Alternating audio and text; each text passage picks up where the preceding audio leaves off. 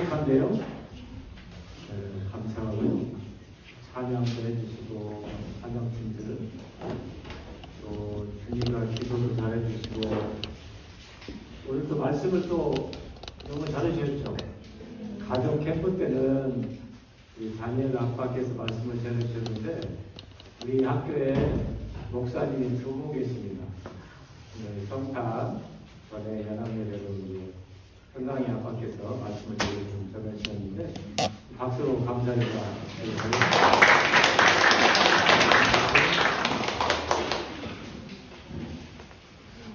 아마 그 감사 제목을 적으라고 그 헌금 봉투에 감사 제목 카드가 있었습니다. 감사 제목을 두 개를 썼는데요. 하나는 참 제가 정탐하러 시흥에 왔다 갔었습니다. 학교가 세워지기 전에 만난 많은 목사님을 만난 것은 아니고요.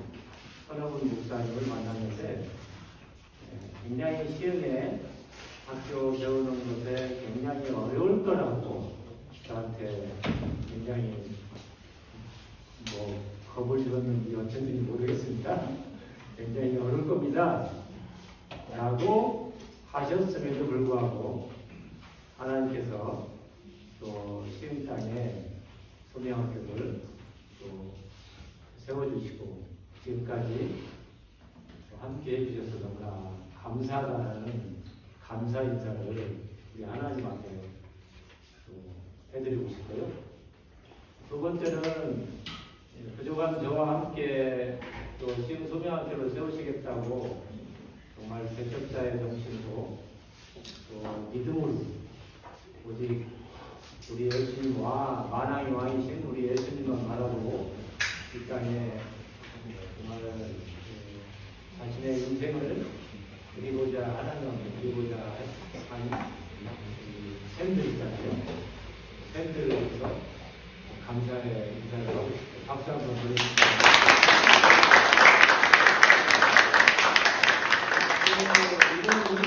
우리들 보고 뭐가 뭘 이렇게 믿을 수 있다고 학교도 세워지지 않고 이제 졸업생도 나오지 않았는데 저희 같은 사람들을 믿고 자녀들을 보내주신 부모님들께 큰 박수를 보내주셔야 됩니다. 박수 보내주십시오. 지금 부족하고 못다한 우리 선생님들 뭐가 고맙다고 지금까지 안 도망가고 함께 버텨주신 이 사랑하는 제자들에게 다시 한번 큰 박수 보내주시기 바랍니다. 오늘 하나님께 감사할 것이 너무나 많은 것 같아요. 그렇죠? 저는 학술제를 오늘 간단하게 말씀드리고 학술제를 준비하는 과정 속에서 저는 굉장히 좀 부러웠습니다. 제가 대학원 공부를 할 때도 논문 쓰거나 할 때도 이렇게 선생님한테 여러 차례 교수님한테 지도를 받아본 적이 없어요. 네, 정말 없습니다. 근데 우리 선생님들은 정말 피드백을 해주고 다시 또 수정하고 하도록 하는 그 모습 열정에 너무 감동을 받았어요. 너무 부러웠어요. 제가 석사학위 논문을 쓰고 이제 논문을 통과하면 석사학위를 받는데 제가 논문을 쓰고 심사, 석사학위는 3분 교수님이 심사를 하고 박사학위는 5분이 하거든요. 3분 중에 2분이 no, 안 돼. 해가지고 제가 석사학위를 제때 못 받았어요. 탈락됐습니다. 그래가지고 제가 대학교 거기를 심사받고 나오는데 또 웬 보슬비가 막 내리는데 제 마음을 알아주는 것처럼 보슬비가 제 머리 위로 막 내리는 거예요. 제 슬픔을 아는 것처럼. 6개월 동안 거쳐가지고 제가 8월 31일 날 석사학위를 받았습니다. 그 논문이 지금 국회 도서관에 있습니다. 근데 첫 번째로 그 교수님들이 모두 오케이 해가지고 통과됐다고 생각할 때 제 논문은 굉장히 부끄러운 논문이 됐을 거예요. 솔직히 고백하기로. 그때는 좀 서운했어요. 서운했는데 왜냐하면 다른 사람들 다 통과됐는데 저만 탈락됐잖아요. 서운했는데 그 논문 가지고 국회 도서관에 있다고 생각하면 너무 부끄러울 것 같아요. 그 6개월이 저를 훈련시키고 새롭게 수정하고 자료 찾고 보완하도록 한 그것이 저한테는 큰 힘이 됐습니다. 혹시 우리 사랑하는 제자들도 여러 번 책자 받고 고쳐라고 했을 때 선생님 왜 그래요 하고 했을지 모르지만 너무너무 그것은 여러분들 사랑받는 거예요. 그렇죠? 어때 주에? 그렇죠? 저는 어때요? 네, 계속 피드백하고 고치라고 할 때 수정하라고 할 때 선생님은 너무너무 여러분들 부러웠어요. 오늘 그런 자리입니다. 아셨죠? 예. 선생님도 탈락해가지고 울면서 울진 않았지만 빗물을 마시면서 그랬듯이 고쳐주기에 6개월 동안 그래도 좀 세상에 나올 만한 논문이 된 것처럼 여러분도 좀 과정을 했었습니다. 너무 여러분들 선생님들한테 내도전들 내보내부터 얼마나 사랑받았는지 그 내용을 곧 보게 될 것입니다. 박수 한번 쳐주세요. 네, 감사합니다. 사랑하고 수고하셨습니다. 선생님도 수고하셨고 감사합니다. 네, 부모님 이렇게 학술조 와주셔서 감사드리고요. 아이들이 한 학기의 열매들 이렇게 나눔을 준비하면서 또 돌아보고 정리되는 시간이 되는 것 같아요. 아이들 자신들이 했던 활동들 돌아보고 보고 리듬감 있었어. 좋았어. 그리고 이렇게 발표 자료도 만들고 또 부모님 앞에 선다고 긴장해 가면서 이렇게 발표 준비도 하고 막 찾아와요. 선생님 한번 저 봐주시면 안 될까? 저 발표 한번 하는 거 좀 봐주세요 하면서 아이들 스스로도 막 많이 긴장하고 떨면서 이렇게 발표 준비했습니다. 그 귀한 열매도 오늘 잘 나눠졌으면 좋겠습니다. 그리고 부모님들도 시흥소명 교육과정들을 교육과정 설명회 때 하지만 그 결과로서 어떤 모습인지 오늘 이 시간을 통해서 또 잘 보실 수 있는 시간 되셨으면 좋겠습니다. 네. 사회소명하고 소명 아카데미로 시작합니다. 이제 제가 올라온 김에 학생 발표자를 우리 아이들이 다 하나하나 서면서 발표자 좀 모자라더라고요. 이건 제가 하고 빨리 하고 넘어가고 우리 아이들 올라오도록 하겠습니다. 네, 우리 아이들한테 소명학교는 소명 이야기하는 학교입니다. 비전, 사명, 소명에 대해서 이야기하는데요. 아름다운 꽃밭을 보고 이렇게 아름다운 꽃밭을 봤어요. 근데 그 꽃밭이 망가졌습니다. 잠깐 떠났다 왔는데 그 꽃밭 잠깐 다시 와야지 하고 갔는데 막 꽃밭이 망가지고 막 거기 똥이 막 오물이 막 냄새가 나고 꽃이 꺾이고 그런 꽃밭을 본다면 이 사람이 이 망가진 꽃밭 속에서 그 아름다웠던 꽃밭을 보는 게 비전이라면 이 비전을 가지고 그 꽃밭을 다시 아름답게 가꾸기 위해 그 비전이 내 마음속에 있으니까 그 그림이 있으니까 아름답게 가꾸는 건 사명이에요. 근데 오물도 치우고 꽃도 심는데 너무 힘들어요. 그만두고 싶어요. 근데 이 사명을 감당하게 하는 게 소명입니다. 이렇게 우리 아이는 비전, 사명, 소명을 설명하는데요. 우리 아이들이 소명인들이 됐으면 좋겠습니다. 이 시대 가운데 비전과 사명을 감당할 수 있는 소명인 이 소명을 오스기니스는 이렇게 이야기합니다. 우리 시흥소명학교는 이렇게 이야기해요. 하나님과 바른 관계. 하나님과 바른 관계 맺은 사람이 세상과 바른 관계 맺을 수 있다. 이 철학을 갖고 있죠. 이 하나님과의 관계 속에서 그런 비전과 사명이 나오는 겁니다. 이 소명을 이야기하기 위해서 우리 두 가지 교육과정을 갖고 있어요. 첫 번째 소명 아카데미는 하나님과 바른 관계, 그 아이들이 세상 속에서 형성한 이야기들, 세상 속에서 너무 예쁜데 아무도 예를 들기가 어렵네. 저로 할게요. 너무 멋있고 잘 챙기고 좋은데 자꾸 너는 광대뼈가 나왔어.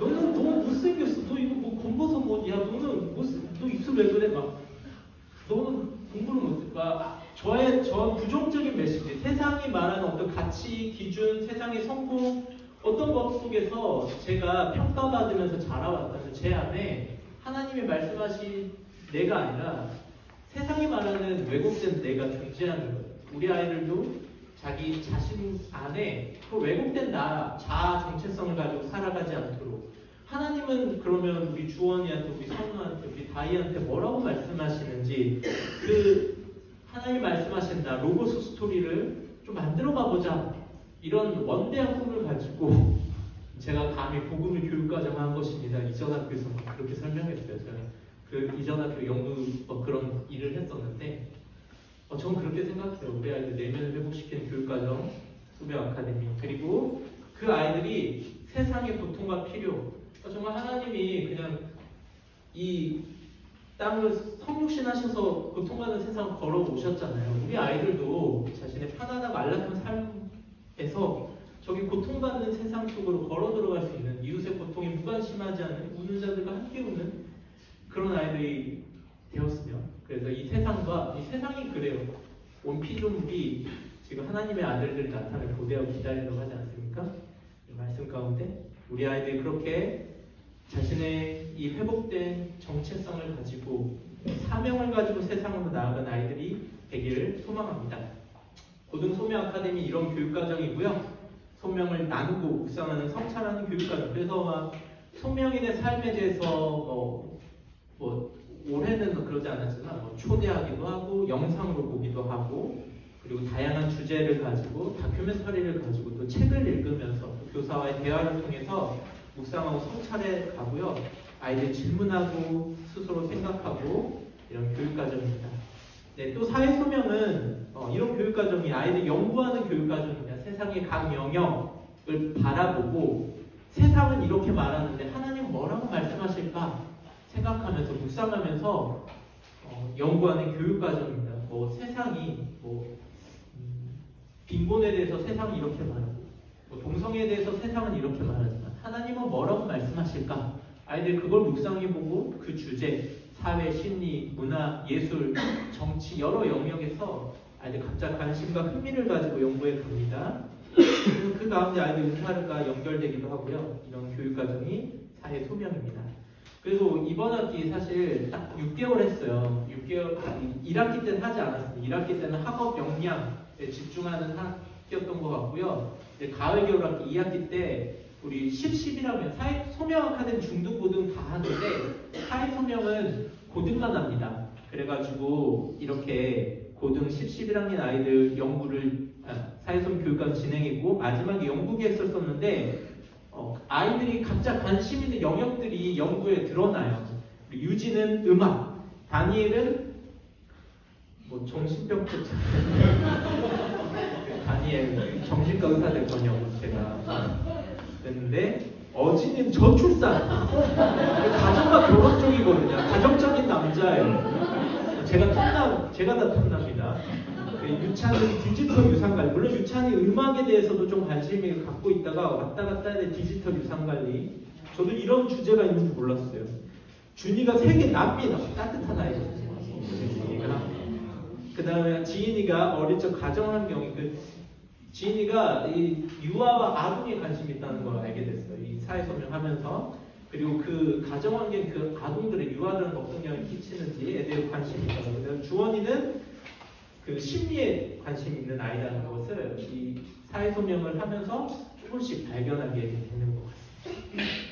네, 이런 교육과정이고요. 저쪽 국어인문학교실을 가면은 그 아이들 했던 바인더가 있습니다. 보시면 학교종이랑 무슨 수업을 했는지, 아이들 연구기에서 어떻게 적었는지 이런 활동들이 있고요. 또 소명 아카데미 바인더도 있어서 거기 질문들이 제가 보기엔 나름 깊습니다. 그 아이들이 어떻게 대답했는지 가볍게 대답한 애도 있고 깊게 대답한 애도 있겠지만 보시면서 가볍게 대답했으면 이제 자녀들에게 좀 더 깊이 묵상하고 해봐라 라고 좀 한마디 해주시고요. 봐주시면 되고 이게 특이한 게 다 학교 종이 하다 보니까 애들이 구분이 잘 안 가나 봐요. 하나의 바인더에 소명 아카데미, 사회적 인문학이 다 모여 있어요. 짬뽕 제가 나눌까 하다가 제가 또 나누면 납작 생기고 막 이럴까봐 그냥 한 곳에 모아놓는데 그냥 놔뒀습니다. 그래서 자녀분 것이 흩어져 있을 수도 있고 한 곳에 다 모아져 있을 수도 있어요. 저 방 가면 좀 독특한 현상이 일어날 텐데 잘 보셨으면 좋겠습니다. 네, 여기까지고요. 이제 제가 두 개를 하느라 좀 시간이 걸렸습니다. 이제 학생들이 이제 나옵니다. 첫 번째는 중등 소명 아카데미 7학년 최정인부터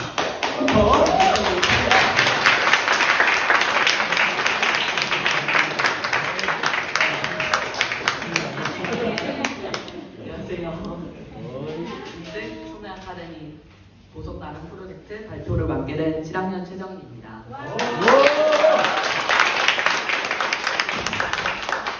시작에 앞서 보석 나눔 프로젝트를 모르시는 분들이 많으실 것 같아 짧게 설명하고 시작하겠습니다.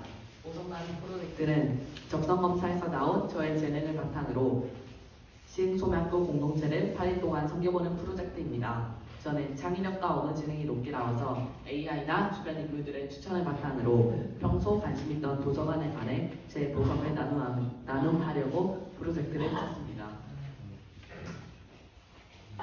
프로젝트 주제는 소명학교 학생들이 평소 학교 안이라는 일상에서도 책을 접하고 읽으며 올바른 지식에 대한 분별력과 질성을 키울 수 있도록 학교 도서관을 발전시키는 것입니다.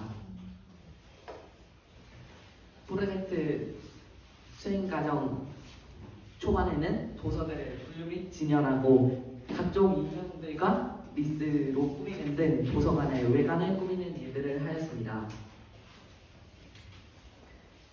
또 프로젝트 후반에는 위 사진과 같이 AI를 통해 도서관의 대출 검색 프로그램을 만들거나 크리스마스 대출 이벤트를 하는 등 도서관의 서비스를 만드는 일을 하였습니다.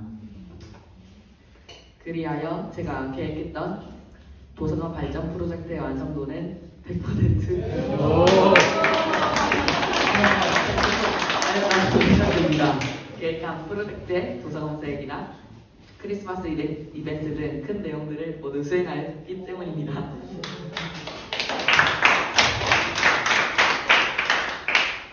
그래서 이번 프로젝트를 진행하며 제게 느껴진 저의 장점으론 포스터를 잘 만든다, 열정적이다, 책을 빠르게 읽는다 등이 느껴졌습니다. 그리고 반대로 프로젝트를 진행하며 제게 느껴진 저의 연약한 점으론 계획을 잘 세우지 못한다, PPT를 제작하는데 시간이 많이 소요된다 등이 있었습니다. 이번엔 소명 공동체에 관해서도 느낀 점을 발표하도록 하겠습니다. 프로젝트를 진행하며 제게 느껴진 저희 공동체의 모습으론 도서관에서 배출된 책들의 내용이 다 다른 것을 보며 각자가 흥미있는 것이 모두 다르구나 느꼈습니다. 또 프로젝트 진행하며 제게 느껴진 저희 공동체의 필요로는 이제 학교에 작은 도서관이 생겼으니 앞으로 공동체 학생들이 학창시절 해야 할 중요한 공부인 독서에 대해 관심을 갖는 것이 필요하다고 느꼈습니다. 마지막으로 만약 다음번에 또 프로젝트를 진행한다면 저는 이번엔 경험삼아 다음번엔 초반에 계획을 잘 세우고 프로젝트를 진행하려겠다고 생각했습니다.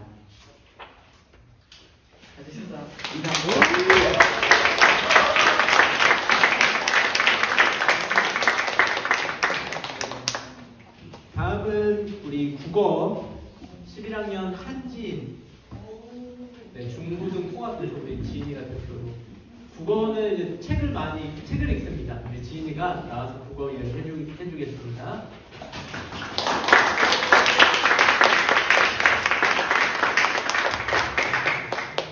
안녕하세요. 국어 독서 발표를 맡게 된 한지인입니다.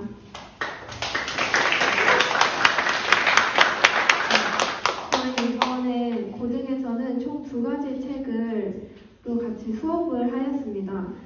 첫 번째는 삼중수용소라는 책과 그리고 두 번째는 우리가 얼굴을 찾을 때까지라는 2가지 책을 가지고 수업을 진행하였는데요. 저는 그 중에서 삼중수용소라는 책을 소개해드리려고 합니다. 일단 삼중수용소라는 책이 어떤 책인지 먼저 줄거리 알려드리도록 하겠습니다. 배경은 2차 세계대전입니다. 이때 서양인 포로 2천여 명이 중국 산둥수용소에 수감되어서 그 안에서 작은 사회 문명을 재건을 합니다. 이때 아무것도 주어진 것이 없는 이 상황에서 인간의 도덕성이 드러나는 것을 지은이가 관찰하고 기록한 책입니다. 이때 사회와 단절된 이런 상황에서 사람들은 각각의 신념과 도덕성 그리고 신앙을 지킬 수 있을까에 대한 해답을 책에서 알려줍니다. 제가 이 책 안에서 인상 깊은 구절을 하나 뽑아봤습니다. 인간의 삶 자체가 딜레마일지도 모른다라는 구절인데요. 일단 딜레마가 무엇인지 먼저 설명드리도록 하겠습니다. 딜레마는 선택해야 할 상황은 두 가지 중 하나로 정해져 있는데 그 어느 쪽을 선택해도 바람직하지 못한 상황이 나타날 때를 말합니다. 저는 똑똑하고 지혜로우면 사람이 선택할 때 옳은 선택을 할 수도 있다고 생각을 했습니다. 그래서 바람직하고 좋은 결과가 나올지도 모른다고 생각했는데요. 여기서 지은이는 인간의 삶은 그 자체가 모순되고 이 모순을 극복할 수 없다고 보았습니다. 그래서 어쩌면 삶 자체가 딜레마일지도 모른다고 표현했습니다. 이렇게 저와 다른 의견이 제시된 것에 대해서 다른 방향으로도 생각해 볼 수 있게 되어서 참 인상 깊었던 것 같습니다.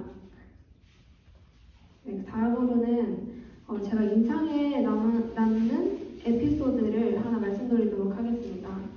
산둥수용소는 총 14장으로 구성되어 있는데요. 저는 그 중에서 10장이 가장 기억에 남습니다. 10장에는 베이커라는 한 선교사가 나옵니다. 베이커는 유쾌하고 쾌활하고 성실한 성격을 가지고 있어서 사람들이 모두 좋아하는 그런 사람입니다. 근데 베이커는 반면에 엄격하고 보수적인 그런 율법주의자 성향을 가지고 있어요. 저는 율법주의자면은 하나님 말씀을 더 잘 따른다고 생각을 하기 때문에 악과도 더 멀어진다는 생각을 했는데요. 한 사람이 베이커의 신앙에 대해 지적을 합니다. 왜냐하면 베이커는 자신의 기준으로 모든 것을 판단하고 평가하는 경향이 있었습니다. 예를 들어서 사람들끼리 얘기할 때 만약 욕설이 들리면 그 사람은 되게 무례하고 악덕을 즐기는 사람이라고 뒤에서 평가하고 일본인들을 보고 모두 이교도인이라고 하고 비도덕적이고 인간이라고도 할 수 없다고 말하곤 합니다. 이렇게 도덕적인 것을 중시하면서도 스스로 인격을 모독하는 비도덕적인 모습을 보여주는 베이커를 보았습니다. 이를 통해서 실제로 도덕적이라고 하는 것과 그리고 도덕적이라고 믿는 것에 대한 괴리감이 드러났고요. 더해서 자신이 만든 도덕적 기준과 기독교 신앙을 뒤섞고 있는 것을 깨닫지 못한 채 편견 속에 살고 있는 베이커의 모습이 드러났습니다. 그 후로 저랑 베이커를 대비해 보게 되었는데요. 나도 베이커처럼 살고 있지는 않은가 생각을 해보았는데 저도 그렇게 살고 있는 모습을 발견했습니다. 제 기준에 맞지 않으면 틀린 것이라고 생각하고 선을 긋고 그 선을 넘으려고 하지 않았고 안 좋은 시선으로 바라볼 때도 있던 저를 발견했습니다. 이때 머리를 약간 한 대 맞은 것처럼 어벙벙했는데요. 베이커같이 살지 않도록 주의하며 살자고 다짐하곤 했습니다. 네, 이렇게 독서를 통해 되게 깊은 생각을 하게 되고 넓은 시야를 갖게 되었습니다. 그리고 더해서 통찰력을 주었고 저의 신앙심이 진정한 신앙심인지 아니면 형식적인 신앙심인지 구별할 수 있는 능력을 갖게 되었습니다. 이렇게 책을 읽으면서 수업하는 게 저한테 되게 유익한 시간이었고요. 또 신앙심에 의문이 들거나 아니면 삶의 시야가 좁아질 때 다시 볼 것 같습니다. 그리고 매주 있었던 독서 시간을 통해서 꾸준히 책 읽는 것이 좀 힘들기도 했지만 그래도 꾸준히 독서를 하면서 중심 내용 파악하는 능력이 많이 길러졌고 그리고 책을 읽는 속도가 되게 빨라지는 등 여러 긍정적인 효과를 볼 수 있었습니다. 네, 이상으로 발표를 마치도록 하겠습니다.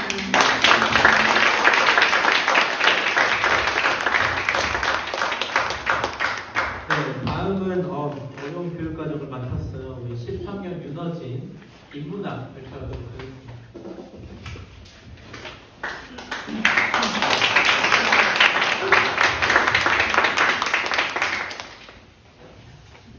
안녕하세요. 인문학을 발표하게 될 10학년 윤어진입니다.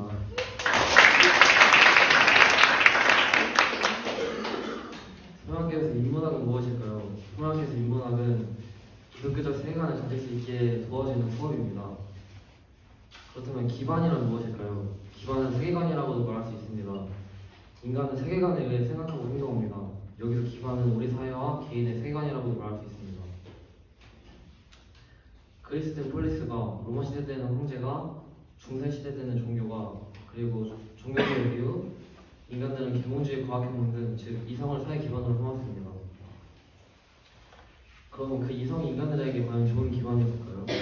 일단 좋은 기반이라 하면 그 기반에 어떠한 물리적, 정신적 압력이 붙였을 때 무너지지 않는 기반이 좋은 기반이라고 할 수 있습니다. 하지만 종교개혁 이후 인간들은 이성을 기반으로 사회를 구축했지만 무생학이나 프랑스 대혁명, 아우슈비츠 유대인 수용소처럼 이성의 결과는 파괴였습니다. 그럼 지금 저희가 살고 있는 사회의 기반은 무엇일까요? 바로 포스트 모더니즘입니다. 포스트 모더니즘이라 모더니즘에서 벗어난 명확한 진리나 정해진 윤리성 없이 현대 미술이나 동성애 차별 금지법 등 모두의 생각을 존중해줘야 합니다. 즉 기반이 없는 것이 저희 사회의 기반이라고 할 수 있는데요. 모두를 존중하는 사회, 이런 기반이 저희가 생각했던 진정한 기반이 완벽한 사회이지 않을까요? 윤리와 명확한 진리가 없는 사회는 어떤 결과가 초래할까요? 잘못된 일을 해도 틀리다 할 수 없고 동성애가 합법화되는 생각만 해도 좀 끔찍하고 두려운 사회가 저희한테 올 것입니다. 그렇다면 완벽한 기반은 무엇이고 과연 그런 기반은 존재할까요? 저희는 로마 시대 때 그리스도인들 그리고 우리나라 초기 때 기독교인들이 상상할 수도 없는 압력을 겪고서도 결국 예수님을 자신의 기반으로 삼은 것을 알고 있습니다. 저는 이번 인문학 시간을 통해서 한 가지 자신 있게 말할 수 있는데 저희는 저희의 기반을 예수님을 모셔야 서로 사랑하고 약자의 편에 서고 원수를 용서할 수 있습니다. 혹시 세상은 그것이 실패하고 손해보는 것이라고 말해도 저는 기반이 예수님이 오시지 않으면 완벽한 기반은 절대 없다고 생각합니다. 이상으로 인문학 발표를 마치겠습니다.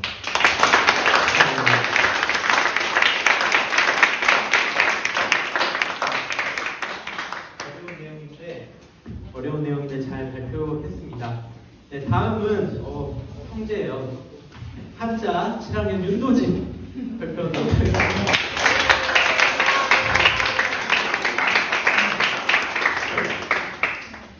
안녕하세요.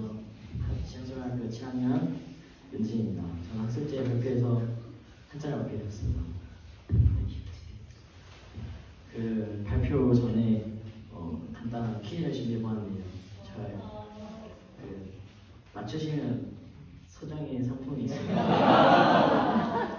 참고로 1번 문제는 저희 학교 멘토 선생님들 단 한 분도 못 맞추셔가지고 제발 꼭 맞춰주셨으면 좋겠는데 적극적으로 맞춰주세요. 네, 1번 다 마시는 분들은 혹시 손 들면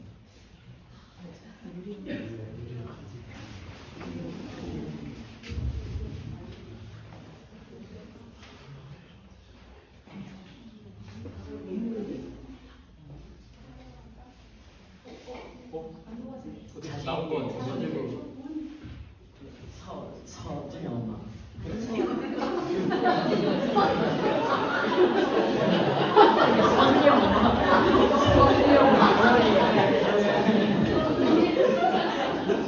서준이 어머니입니다. 틀릴 것 같은데 그냥 지금 허용하다밖에 생각 안 나요. 허용하나? 아쉽구나. 함양.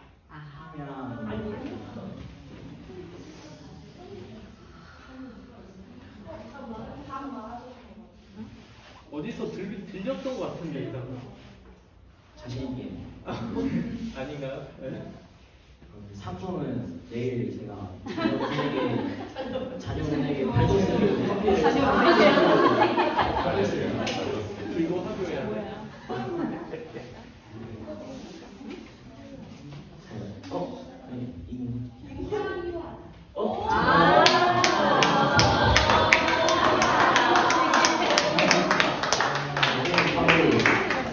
다음 문제 혹시 정답 알고 계시나요?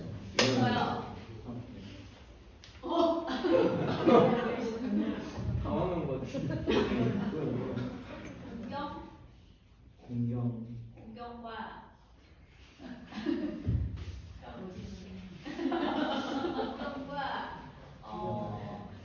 아닌데. 시간 초과로 아웃. 혹시 다른 분 여기 주의 동생.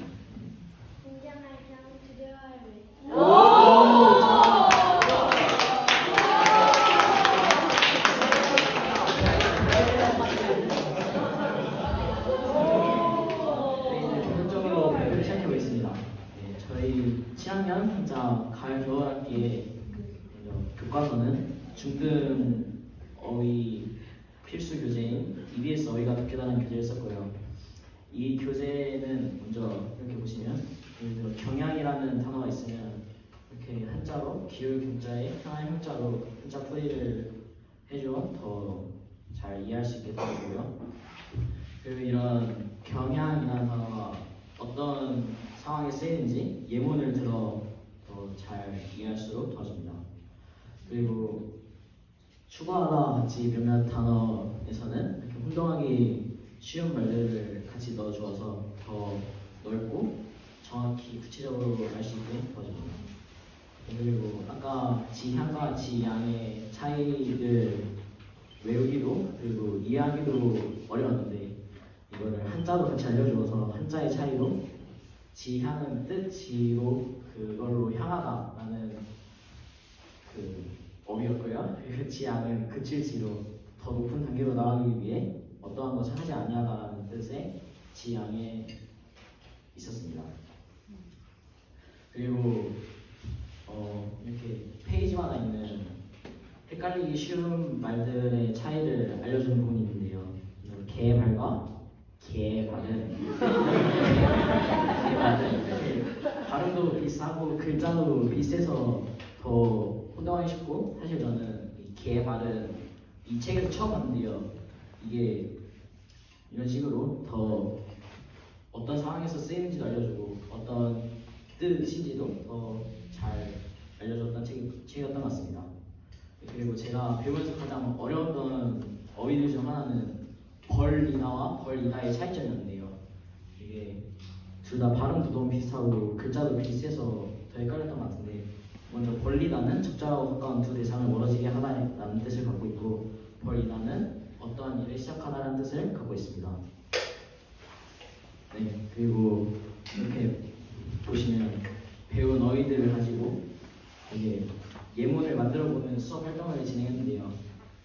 아까와 같이 벌리다와 벌이다로 예문을 들어보면 벌리다는 그 두 개의 사이를 이렇게 멀게 하다라니까 줄의 간격을 벌리다가 될 수 있고요. 벌리다는 어떤 일을 시작하다니까 저의 생일 잔치를 벌리다 이런 식으로 사용할 수 있었습니다. 마지막으로 제가 가을 겨울학기 한자 수업을 들으면서 소감이나 들은 느낌은 수업 처음에는 제가 당연하게 안다고 생각했던 어휘들이 정확히 뜻은 모르고 어떤 상황에서만 쓰이는지 알던 단어였어서 내가 이것까지 몰랐다고 라고 생각했던 말을 굉장히 많이 했고 그런 생각들을 많이 했던 것 같습니다.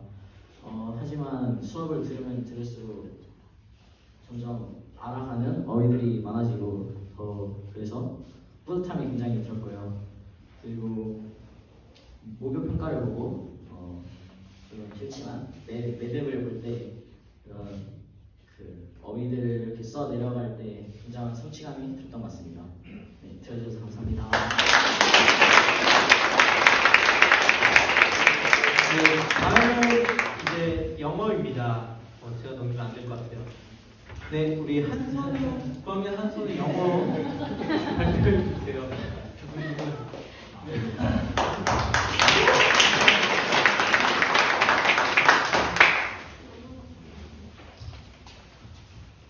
Hello, I'm Daisy, and I'm currently in 9th grade.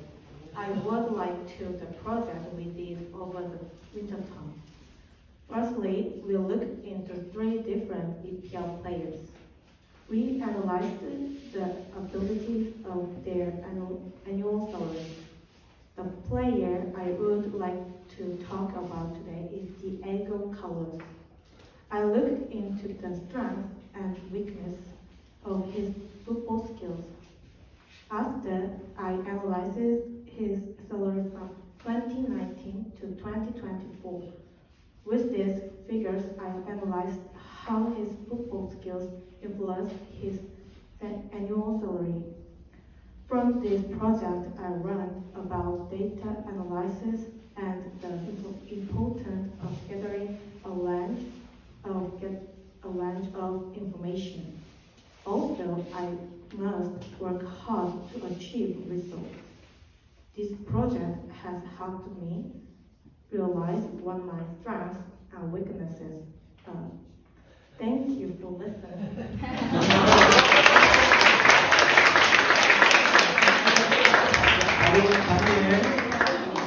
다니엘 나와주세요.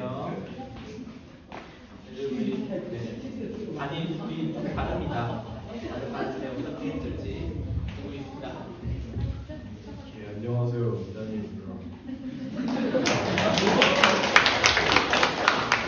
영어 발표라서 영어로 하는 점 양해 부탁드리고 영어 그래도 한글들 안에다 적어놨으니까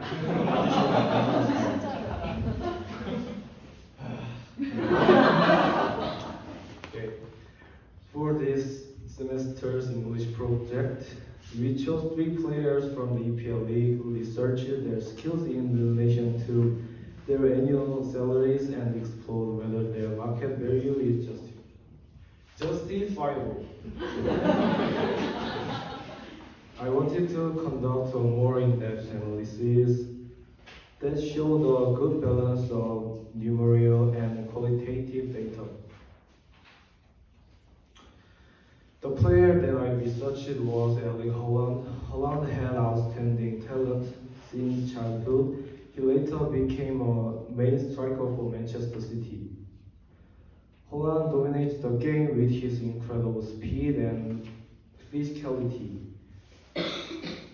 Manchester City recruited him because of these qualities, and he currently has a contract until 2027 and earns 375k per week, excluding bonuses. The conclusion I came to while doing this project is that nothing comes without effort. Despite having talent since childhood, he reached this position with immense training and effort. I spent around 4 hours analyzing and researching his advantages and disadvantages. Okay. Furthermore, creating graphs and tables to show all the data. Overall, this project has made me realize that detailed analysis and research helps advance my knowledge and understanding of a topic. I hope to adapt this method to my other subjects as well. 이상으로 발표를 마치도록 하겠습니다.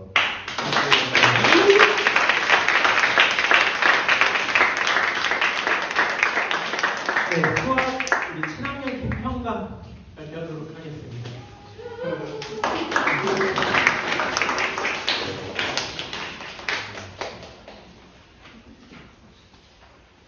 안녕하세요. 취향력 평강의 수학의 모든 것을 알려드리도록 하겠습니다. 평강의 수학 과정 중에서 첫 번째로 초등 시절 수학 과정이 어땠는지 알려드리도록 하겠습니다. 초등 시절 평강이는 4년째 수학을 잘 못했고 수업 시간이 지루하기만 했고 나머지 공부를 했지만 5, 6학년 때는 수학 실력이 점점 늘어났고 항상 수업 시간이 기대됐으며 시험 점수가 향상되었습니다.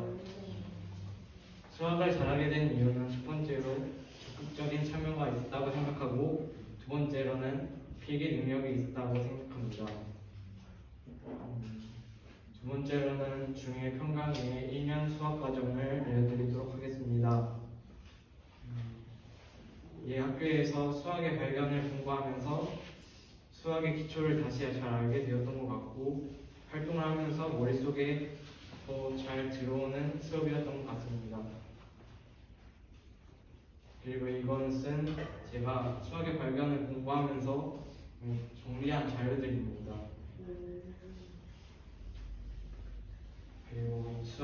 기초를 알게 된 수업은 중1 소인수 분해를 배우면서 최소 공배수와 최대 공값을 다시 잘 알게 된 것 같고, 원의 넓이를 다시 공부하면서 원의 둘레와 원의 넓이를 다시 잘 알게 된 것 같고, 백분율을 하지 못했던 내가 도수분포를 배우면서 백분율을 할 수 있게 되었다는 점이 조금 이 학교를 와서 색달랐다는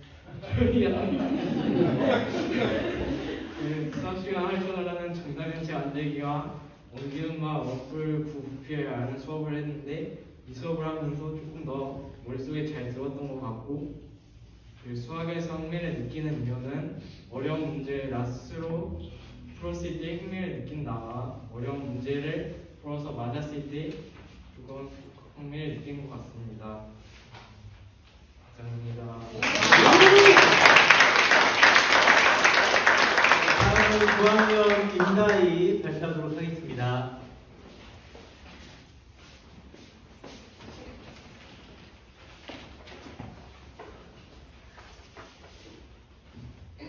안녕하세요.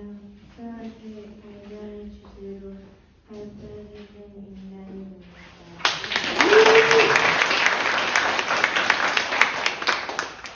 이번 학기 수학의 발견에 대해 발표하도록 하겠습니다. 우선 하나님을 잘 알아가는 노트라는 하자라 노트가 있습니다. 하자라 노트는 수학 개념을 정리하고 복잡한 것을 적는 노트입니다. 이번 학기 이 하자라 노트를 쓰고 수학 개념을 묵상하며 세상을 보는 눈이 달라졌던 것 같습니다. 두 번째로는 이번 학기 배운 대표값이라는 개념입니다. 이 대표값은 평균, 중앙값, 최대값으로 나뉩니다. 이 중에 평균에 대해 말해보도록 하겠습니다. 평균은 자료의 총합 나누기 자료의 개수로 우리 일상에서 자주 쓰이는 개념입니다.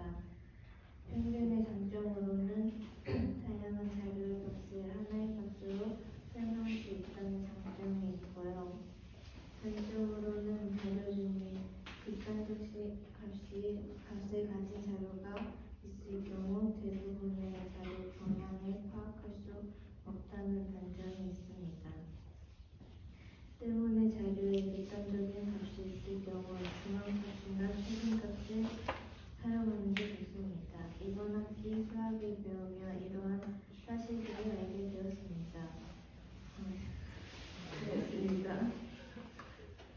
이처럼 우리 일상에서 쓰이는 수학 개념은 많습니다.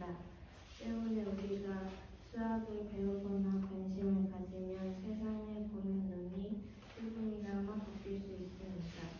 여러분도 수학을 숫자나 계산으로만 생각하지 마시고 한 번 더 관심을 가져보시는 게 어떨까요?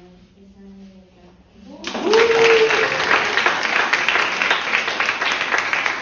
다음은 8학년 이하윤 발표하겠습니다. 안녕하세요. 4학년 이하윤입니다.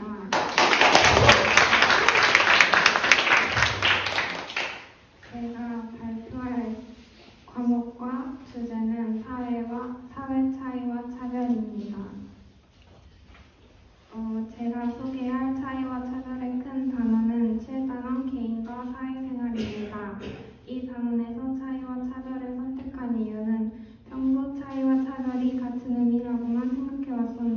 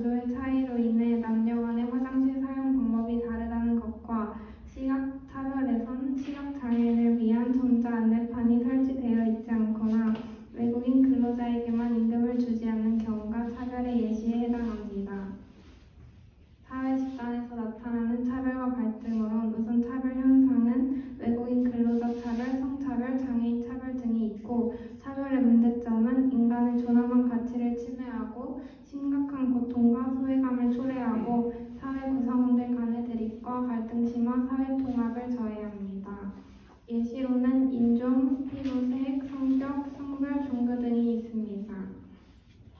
차별과 갈등 해결 방법은 우선 개인적 차원으로는 서로의 차이를 인정하고 다양한 특성을 수용하고 다른 사람에 대한 고정관념이나 편견을 버리고 존중하는 태도를 가져야 합니다. 그리고 사회적 차원으로는 모두가 인간다운 삶을 영위하기 위해 복지시설을 마련해야 합니다. 이번 차이와 차별에 대해 배우면서 모두가 다른 사람이라는 것을 존중하고 이해해야 하는데 그러지 못할 때 남을 차별하려는 마음이 생기는 것 같습니다. 그렇지만 우리는 하나님 안에서 모두 하나이기 때문에 차별하기보다는 다름을 인정하고 사랑해야겠다고 다짐했습니다. 들어주셔서 감사합니다. 네, 다음은 과학 5학년 장아람 발표하도록 하겠습니다.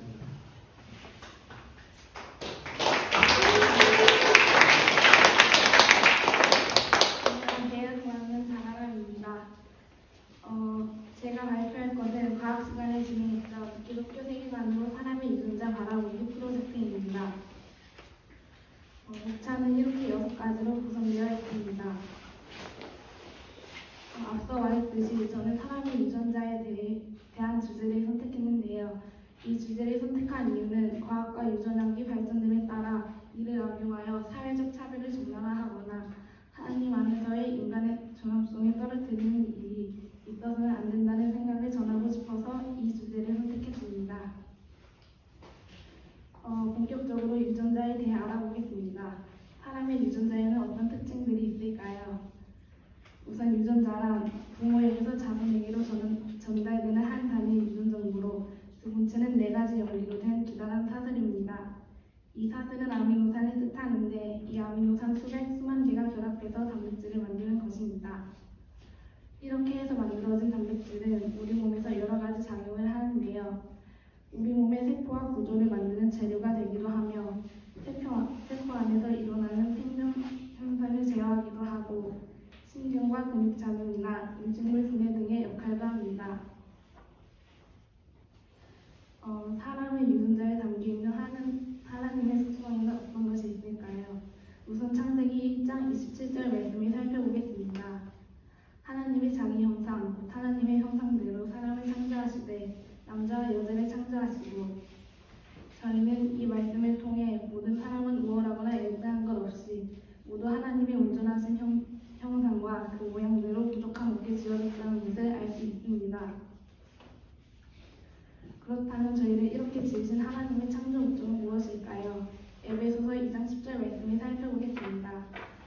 우리는 그가 만드신 바라 그리스도 예수 안에서 선한 일을 위하여 지으심을 받은 자니 이 일은 하나님이 전에 예비하사 우리로 그 가운데서 행하게 하려 하신 일이라. 저희는 이 말씀을 통해 하나님은 저희가 예수 그리스도 안에서 선한 일을 행하게 하시려고 저희를 만드셨다는 것을 알 수 있습니다. 하지만 사람들은 하나님의 창조 목적에 불순종하며 죄를 지었는데요. 그 문제들에 대해 알아봅시다. 사람들은 사람의 유전자와 관련된 일에서 하나님의 창조 목적이 따르지 않으므로 하나님께 불순종을 했습니다. 사람들은 하나님이 만드신 유전자의 오류를 가리며 각자가 가진 유전자에 따라 사회적으로 차별했습니다. 그 예로는 우생학이란 이론을 들 수 있는데요. 우생학이란 국민 또는 인류의 유전자를 개량해서 한층 우수한 국민이나 인종을 만들겠다는 주장이 담긴 이론입니다. 또한 최근에는 유전적인 부분에서 특정 병에 걸릴 확률이 높은 사람을 보험사에서 급여를 내어 보험료를 올리거나 보험을 들지 못하게 만드는 경우가 있는데요. 그렇게 되면 자신이 타고난 소유 때문에 사회적 불이익을 당하는 사회적 차별로도 이어질 수 있습니다. 그렇다면 어떻게 이러한 문제들을 회복할 수 있을까요? 그 회복 방법은 유전자에 대한 인식 고치기, 유전자 정보 유출 방지, 함께 고민하기가 있습니다. 저희는 그리스도인으로서 우월한 유전자와 영원한 유전자를 가려가며 차별하는 것이 아니라 모든 사람은 하나님의 형상과 그 모양대로 만들어진 완전한 유전자를 가지고 있다는 것을 알아야 합니다. 그리고 한 사람 한 사람을 구성하는 가장 근본적이고 핵심적인 유전자의 정보가 사회적으로 악용되지 않도록 주의해야 합니다. 또한 유전자와 관련된 기술이 발전했을 때 그 발전에만 관심을 기울이고 열광하는 것이 아니라 그 기술이 어떻게 활용될 것인지와 그에 수반되는 차별 문제에는 어떻게 대처할 것인지를 함께 고민해 봐야 합니다. 발표가 끝났습니다. 들어주셔서 감사합니다. 고등 기조원 임준이 과학 발표하도록 하겠습니다. 고등 과학입니다.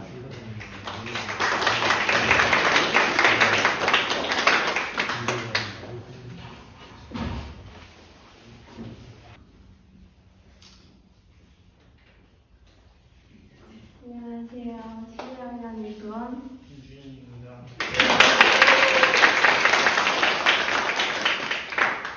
이번 학기에 저희가 하나쌤과 생명과학 1을 배웠는데요. 지금 이 시간에 배운 내용 중 면역에 대한 개념 설명과 생명과학을 통해 만난 하느님에 대해 나누고자 합니다. 저희는 생명과학 1의 내용 중 지금까지 이 부분들을 배웠습니다. 그중 여기 항상성과 몸의 조절에서 방어작용에 해당하는 부분을 지금부터 다루겠습니다. 많은 내용 중에서 이 부분을 다루는 이유는 우리 몸 안에 하나님이 군사 같은 존재를 만들어서 우리 몸을 안전하게 지키도록 한 것이 정말 감탄스럽고 설명하기 재밌고 흥미로운 주제인 것 같아서 선택하게 되었습니다. 이제 준이가 개념 설명을 하도록 하겠습니다. 먼저 개념 설명입니다. 우리 몸의 방어 작용에는 사진처럼 비특이적 방어작용과 특이적 방어작용 두 가지로 나뉩니다. 이 중 우리는 비특이적 방어작용, 즉 1차 방어작용을 함께 알아보겠습니다.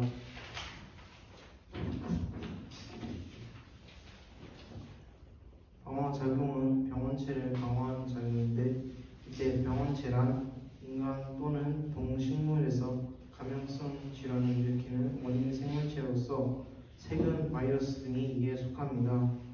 1차 방어작용은 사진처럼 외부 방어작용과 내부 방어로 나뉘는데 쉽게 말하면 외부 방어는 못 들어오게 막는 것이고 내부 방어는 들어온 병원체를 먹어버리는 것입니다. 먼저 외부 방어부터 보겠습니다. 외부 방어는 물리적, 화학적 방어라서 겉에서 우리 몸을 보호하고 방어하는 것입니다. 피부, 점막, 분비, 대장, 뇌 미생물 등으로 외부 방어를 하는데요. 이걸 통해 우리 몸은 혼자가 아니라 여럿이서 각자의 역할을 전략적으로 한다는 것을 알 수 있습니다. 내부 방어에는 식균 작용과 염증 반응이 있는데요. 식균 작용이란 말 그대로 백혈구가 특정 부위를 감지해서 병원체를 잡아먹어서 세포 내에서 분해하는 것입니다. 다음으로 염증 반응에 대해 설명해 드리겠습니다. 염증 반응이 일어나는 과정은 그림처럼 병원체가 상처를 통해 침입하면 대기세포가 혈관을 넓혀주는 히스타민이란 물질을 분비하여 백혈구가 넓어진 혈관 사이를 통과해서 병원체를 잡아먹는 과정입니다. 이 과정에서 열, 부어오름, 붉어짐, 통증 등이 나타난다고 합니다. 다음으로 주원이가 2차 방어작용에 대해 설명해 드리겠습니다. 2차 방어작용이란 병원체가 몸속에 침입하면 병원체의 종류를 인식하고 그 병원체의 종류에 따라 다르게 반응하는 것을 말합니다. 침입한 병원체만을 제거하여 특이적 방어작용이라고 하는 것입니다. 아까는 병원체 종류에 상관없이 비특이적으로 작용했고 지금은 특이적으로 방어작용을 합니다. 사진처럼 이런 식으로 병원체의 모양에 따라서 항체라는 무기라고 할 수 있는 게 만들어지는데 예를 들어 이렇게 별 모양, 육각형 모양, 그리고 동그라미 무기를 만들어서 결합해서 하는 건 병원체가 못 움직이게 하는 것입니다. 2차 방어 작용에는 세포성 면역과 체액성 면역의 두 가지 종류가 있습니다. 항원이 들어오면 여러 가지 림프구가 활성화되는데 그 결과 이런 항체들이 만들어집니다. 이 항체는 우리 몸에 들어온 병원체를 붙잡아서 공격합니다. 그리고 여기 밑에 체액성 면역 부분에서 특이한 점은 기억세포입니다. 기억세포란 이름처럼 이 세포는 병원체의 모양을 기억하고 있다가 병원체가 다시 침입했을 때 항체를 빨리 만들어내는 역할을 합니다. 그래서 우리가 백신을 주사하면 나중에 병이 걸렸을 때 이미 기억세포가 그걸 기억하고 있기 때문에 빠르게 나을 수 있는 것입니다. 다음은 생명과학을 통해 만난 하나님입니다. 저는 생명과학을 배우면서 여러분도 보신 것처럼 하나님이 우리 몸을 설계하실 때 매우 세밀하게 만드셨다는 것을 느낄 수 있었습니다. 면역 반응은 보시다시피 단순한 방어가 아니라 1차, 2차로 나뉜 단계적이고 체계적인 방어입니다. 이 모든 걸 창조하신 하나님이 정말 온 만물의 왕, 전지전능하신 분이구나 하고 경외하는 마음이 들었고 이분이 우리 아버지 되신다는 사실에 정말 감사함과 든든함을 느꼈습니다. 하나님은 우리 몸에 공격하는 물질이 들어올 때 우리가 방어하도록 설계해 놓으셨는데 이게 외부의 공격으로부터 몸뿐만 아니라 영적인 것까지 잘 방어하도록 만드셨겠구나 하고 묵상했습니다. 또한 우리에게 성령님을 주셔서 악한 세력에게 당하기만 하는 게 아니라 선한 싸움에서 이길 수 있는 힘을 주셨고 도움을 줄 동역자들을 보내셨다는 걸 다시 한번 깨달았습니다. 이상으로 저희 발표를 마치겠습니다. 감사합니다.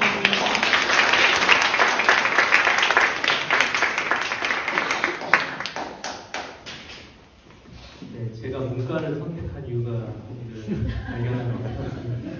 잘 발표했고요. 그 다음 이제 뭐 일반 학교의 도덕 비슷한 수업이라 할 수 있는데 이제 중등 성분 수업이 있습니다. 9학년 이윤규 발표하도록 하겠습니다.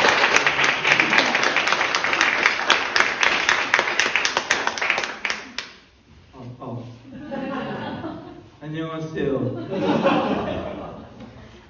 이번 학술제에서 성풍농을 맡게 된 이은규입니다. 안녕하십니까. 일단은 여러분들께 하고 싶은 말씀들이 조금 있어서 좀 하고 지나가도 될까요? 네, 그냥 하겠습니다. 자, 일단은 먼저 주의사항, 그 다음에 2번 before, 그 다음에 3번 after 1, 4번 after 2, 5번은 엔딩입니다. 먼저 주의사항부터 말씀드리겠습니다. 이 드로잉 사진이 여러분들한테는 조금 웃긴감이 될 수 있고 누군가는 혐오스러울 수 있습니다. 제가 밑에 출처를 밑에 두 이미지는 출처를 바뀌었고요. 나머지는 제가 찍었습니다. 자, 이제부터 본격적인 발표 들어가 보겠습니다. 먼저 처음 수업 저는 2024년 10월부터 여기를 다니게 되었어요. 먼저 처음 이 수업을 들었을 때 느낌은 선품이라고 이게 뭐지? 많이 이런 것 같고 편입을 하게 됐고 첫 수업을 들었습니다. 하지만 이 꿈쌤 말씀을 들어보니까 저의 약간은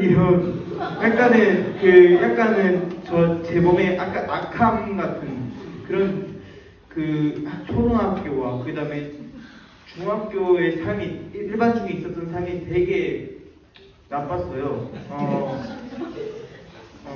쇳덩어리 느낌이죠. 쇳덩어리였습니다. 그리고 제가 환경이 아주 예민한 사람이라 애들이 나쁜 짓을 하면 전부 다 그걸 따라 해가지고 솔직히 말씀드리면 솔직히 보고서 선생님께 불려가고 학폭 다 일어나고 그랬어요. 하지만 하나님이 이 학교로 불러주신 것 같아요. 그래서 썬데이 크리스천이었던 제가 이 성품 수업을 꿈쌤의 말씀을 들으면서 제 삶에 큰 변곡점이 되었습니다. 평소에 좋지 않던 습관들도 많이 고치게 되었고요. 욕설들을 거의 안 하게 되었습니다. 이런 행복한 마음으로 지금 이 학교에 임하고 있고요. 마지막으로 제 마음이 정화된 느낌이 들었습니다. 많이 짧은데 이야기를 좀 맞춰야 될 것 같아요. 들으면서 새로 배운 점과 느꼈던 점과 제가 좋아하는 말씀도 추가로 나누도록 할게요. 새로 배운 것은 내가 그동안 몰랐던 하나님의 말씀을 배웠습니다. 하나님을 통해 이 세상을 살아가는 기독교적 지혜를 새롭게 배웠습니다. 느낀 점은 꿈쌤께서는 저에게 어떻게 하면 소명인으로 잘 살 수 있냐에 대해 잘 알려주신 멘토쌤이신 것을 느꼈습니다. 제가 가장 좋아하는 말씀입니다. 하나님이 세상을 이처럼 사랑하사 독생자를 주셨으니 이는 그를 믿는 자마다 멸망하지 않고 영생을 얻게 하려 하십니다. 요한복음 3장 16절 말씀이죠. 제가 하고 싶은 말이 있습니다. 성경 수업을 들으면서 이 말이 생각이 나더라고요. 여러분도 하나님의 성품, 예수님의 성품을 닮아가십시오. 저도 여러분이 하나님의 성품, 예수님의 성품을 닮아가시길 간절히 기도드리겠습니다. 그리고 하나님은 당신의 영원히 사랑하신 분 잊지 마십시오. 부족한 저의 발표를 들어주셔서 정말 감사합니다.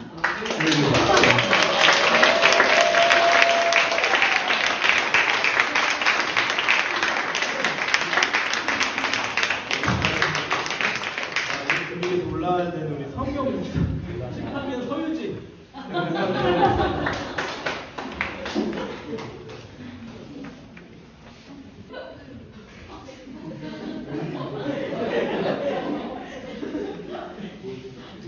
안녕하세요. 저는 성경 발표를 드리는 서유진입니다.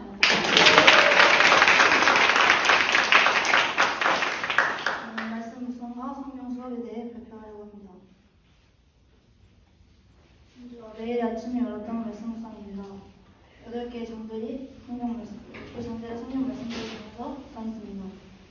묵상한 것 중에 하나만 나눠보자면 하나님 인정받은 일꾼이 되라는 제목으로 빛이 나고 값비싼 그릇이더라도 제대로 된 그릇의 역할을 못한다면 쓸모 없는 그릇이 되는 것처럼 저도 하나님께서 하나님의 사랑으로부터 마땅한 일을 행하지 못하면 저도 아무 소용없다고 느꼈던 묵상을 하게 되었습니다. 이 말씀을 묵상하면서 제가 소명학교에 다니고 있는 이유도 다시 한번 생각할 수 있게 되었는데요. 이곳에서 하나님과 관계 맺으며 영적 성장을 통해 언제나 좋은 일에 쓰일 수 있는 준비된 사람이 되기 위해 이곳에 왔다는 것을 다시 한번 새기게 되었습니다. 다음은 중등의 한 친구 묵상인데요. 그리스도를 순수하게 살아가며 하나님을 기쁘게 하고 주님께 영광을 올려드려야겠다는 묵상이 더 깊었습니다. 여기 어떤 습관을 들이는 것을 어려워했던 저에게 아침 묵상이라는 것은 태도까지도 외울 수 있었습니다. 다음은 성경 수업입니다. 이번 학기에는 뉴스가 당신을 위한 사사기라는 생필로 목사님의 제도를 준비했습니다. 먼저 사사기의 주제 말씀은 사사기 17장 6절과 21장 25절인 말씀으로 주제 말씀이 되었습니다. 왕이 없었던 시대에 이스라엘 백성들의 타락과 무질서를 나타내는 구절로 사사기를 통해 하나님을 떠나 자기 뜻대로 살아가는 삶이 얼마나 파괴적이고 하나님에 대한 의지와 순종이 얼마나 중요한지 깨닫게 됩니다. 이건 사사기의 사이트 구조인데요. 이스라엘 백성들이 하나님을 떠나 다른 신들을 섬기며 불순종으로 인해 고난을 당하는 상황으로 이어집니다. 회개하고 도움을 구했던 이스라엘 백성들을 위해 하나님께서는 사사기를 보내주셨지만 결과는 실패로 이어지는 것을 볼 수 있었습니다. 그렇다면 우리의 궁극적 사상은 누구일까요? 바로 예수 그리스도입니다. 이 땅에 아기 예수님을 보내주심으로써 우리는 우리의 불가능성을 인정하고 하나님의 가능성을 인정하며 예수 그리스도를 주인으로 모실 수 있게 된 것이 바로 복음입니다. 복음은 또한 깊은 소식입니다. 깊은 소식을 가지고 우리의 삶이 예수님을 닮아갈 수 있도록 기도하며 하나님께 의미를 찾는 그리스도인이 되어야 합니다. 우리는 내일 모레 있을 크리스마스 분위기에 취하는 것이 아니라 아기 예수님의 탄생을 축하하며 그분의 삶을 기억해야 합니다. 저는 이번 학기의 성경 수업을 통해 제 믿음에 대해 되돌아볼 수 있었습니다. 눈에 보이지 않는 하나님 의지하기보다 이스라엘 백성들처럼 구상을 만들어 예배했던 것처럼 저도 눈에 보이는 것만 찾으며 살았었습니다. 이디어를 찾게 되고 사람을 의지하며 진리가 불분명해진 저에게 이 성경으로 성찰하게 되었습니다. 이번 학기의 말씀 묵상과 성경 수업을 통해 앞으로의 제 삶과 소명 학생들의 삶이 하나님 안에서 그 그분만의 진리로 삼으며 성장하길 소망하고 기대합니다. 감사합니다.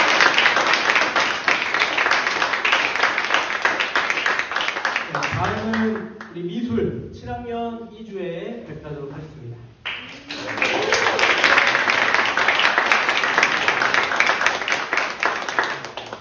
안녕하세요. 이번 학술기회에서 미술 발표를 맡게 된 7학년 이주연입니다. 저는 이번 미술 수업에서 가장 많은 수업 시간을 할애한 그 자화상에 대해서 발표를 하도록 하겠습니다. 자화상을 저희가 그릴 때 그냥 그림 것이 아닌 조형 요소와 조형 원리를 사용해서 자화상을 그렸는데요. 조형 요소랑 예술 작품은 물론 세상에 존재하는 모든 사물들을 시각적으로 구성하는 기본 요소고 조형 원리는 조형 요소들을 적절히 조합하여 결합하여 대상을 효과적으로 표현하고 궁극적으로는 하나의 완전한 작품을 만들기 위해 사용된 여러 구성 원리입니다.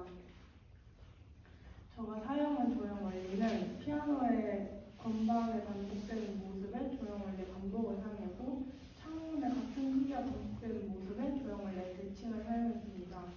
여기서 끝이 아닌 펠드먼의 미술 비평 4단계로 제 작품을 비평을 해보았는데요. 여기 4단계는 첫 번째 기술, 그 다음에 분석, 해석, 판단으로 나눌 수가 있는데 기술 부분에서는 배경이 전체적으로 푸른색이라는 걸 볼 수가 있고 밝은 느낌이라는 걸 볼 수가 있고 연기선이 좀 진하다는 걸 볼 수가 있고 바깥 배경이 야자수가 있다는 걸 볼 수가 있습니다. 분석 부분에서는 아크릴 물감을 사용해서 곰돌이 인형의 손을 보고 있다는 걸 알 수가 있고 해석을 보면 그림에서는 전체적으로 푸른색을 사용하는 것을 보면 푸른색을 좋아하는 것을 알 수가 있고 마지막 판단으로는 그림을 보면 피아노와 그림 그리는 것과 인형을 좋아하는 것을 알 수 있습니다. 지금까지 7학년 이주였습니다.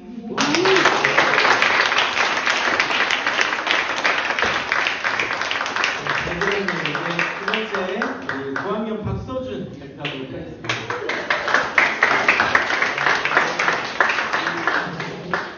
안녕하세요. 이번에 미술 자화상 발표를 맡게 된 9학년 박서준입니다. 일단 이 그림에 대해서 설명을 드리자면 그 축구 공격수들의 목표가 골을 넣는 것처럼 골을 넣는 거지만 수비수들이 방해합니다. 제가 여기서 표현한 것도 제가 목표를 향해서 슈팅을 하는데 이제 수비수 유튜브나 게임 등이 제가 슈팅을 하는 걸 좀 방해하는 걸 느꼈어요. 그리고 이 그림에 쓰인 소재는 여기 콜라주와 아크릴 물감을 사용했는데요. 콜라주는 질이 다른 여러 가지 헝겊이나 비닐, 타일, 나무 조각, 종이, 상표 등을 붙여서 화면을 구성하는 기법이고 아크릴 물감은 아크릴, 에스테르, 수지를 재료로 만들어진 물감입니다. 그리고 이 그림에 사용한 주변 요소에 대해서 먼저 설명하자면 미술의 기본적 요소이자 시각적 요소 또는 이미지를 형상화하는 디자인 요소입니다. 그리고 제가 이 그림에서 사용한 주요 요소는 동세, 강조, 명암인데요. 동세를 사용해서 축구 선수들이 움직이는 것처럼 보이게 했고 강조를 사용해서 다른 선수들과 저의 유니폼 색상을 다르게 함으로써 이 그림의 주인공이 누구인지 분명하게 드러나고 그 명암을 사용해서 가까운 곳에 잔디를 진하게 하고 거리가 멀어질수록 잔디의 색상이 연해지게 표현했습니다. 들으셔서 감사합니다.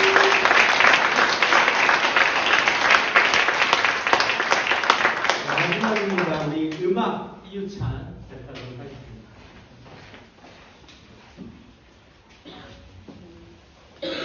안녕하세요. 음악 발표를 맡은 이유찬입니다.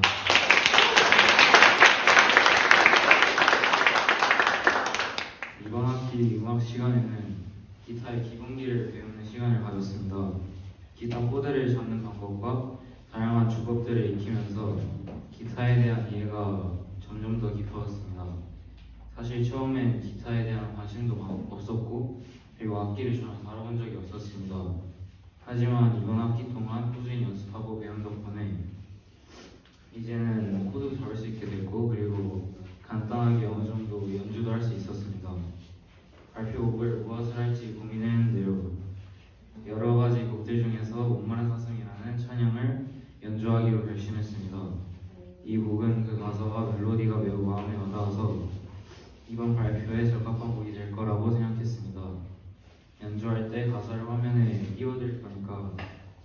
함께 불러주시면 감사하겠습니다. 오늘까지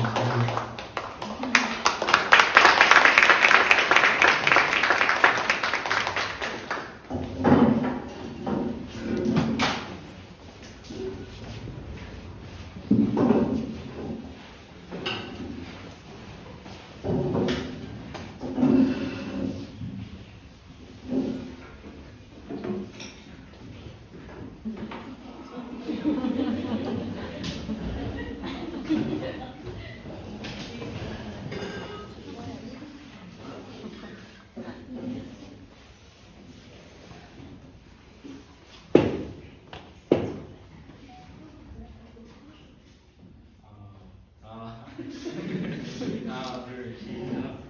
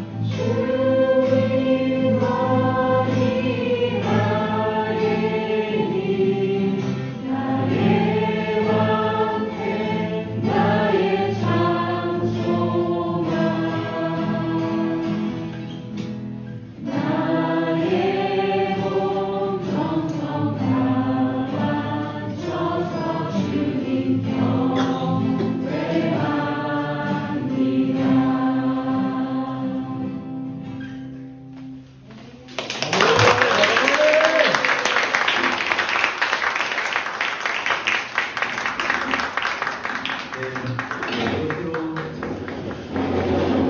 교과 발표는 모두 마쳤고요.